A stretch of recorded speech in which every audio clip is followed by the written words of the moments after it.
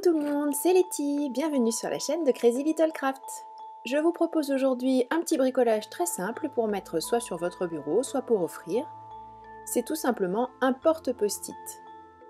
Je commence par découper une feuille de papier scrap, en l'occurrence c'est du papier Florence, et je découpe une bande de 8,5 par 21.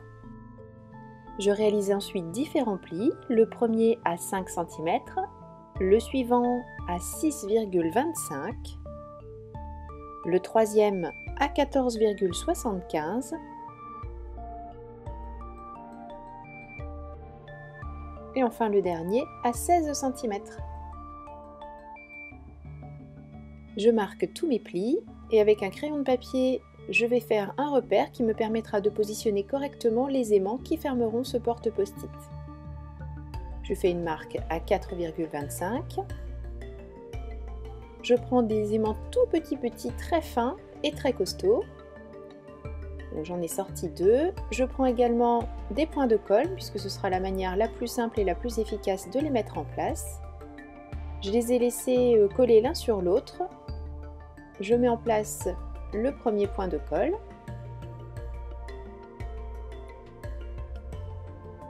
Je mets le deuxième point de colle sur l'aimant du dessus. Je place mes post-it à l'intérieur pour avoir la bonne épaisseur de manière à bien fermer. J'appuie et mon deuxième aimant est mis en place exactement à l'endroit où je souhaite qu'il soit. J'ai choisi 2 papiers de la collection L'Homme en 15-15 et je vais faire toutes mes petites découpes de rectangles avec ces 2 papiers. J'en ai choisi un pour habiller l'extérieur et un pour habiller l'intérieur de mon porte-post-it. Je vous mets toutes les dimensions des découpes à réaliser, sachant que moi j'ai choisi de garder un petit espace tout autour de mes papiers pour qu'on voit encore le papier Florence Maritime. J'ai donc découpé 4 rectangles de 4,8 par 8,3, 2 dans chacun des papiers, et à nouveau 2 dans chacun des papiers de 1 par 8,3. Je mets de l'encre tout autour, j'ai choisi la Blueprint Sketch, et je peux coller en place mes différents morceaux.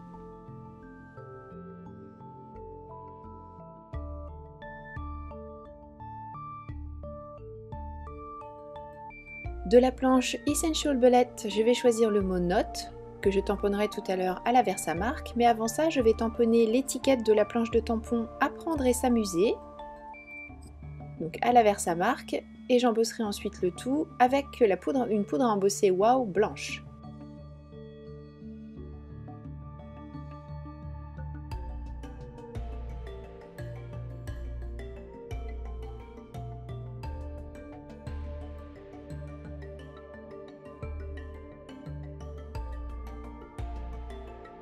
Quand tout est bien fondu, je prends mes ciseaux et je fais une découpe autour en laissant un petit liseré bleu de manière à ce que cette étiquette ressorte bien sur le porte-post-it.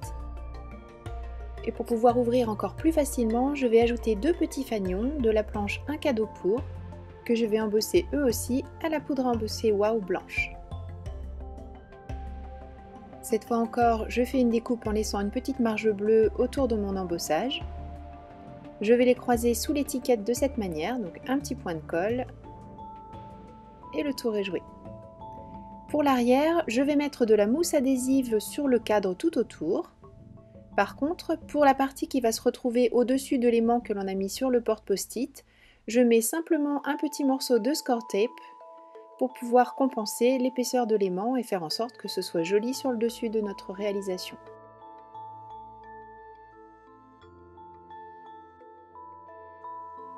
Il ne reste plus qu'à réaliser la patte qui permettra de tenir en place le bloc de post-it. J'ai découpé dans une chute du même papier un rectangle de 8,3 toujours par 4 cm de haut.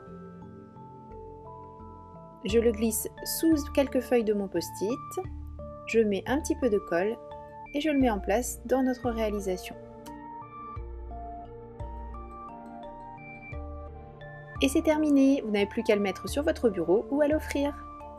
Merci beaucoup d'avoir suivi cette vidéo, je vous donne rendez-vous très bientôt pour une nouvelle création pour Crazy Little Craft. D'ici là surtout prenez bien soin de vous, créez et partagez. Gros bisous, bye bye.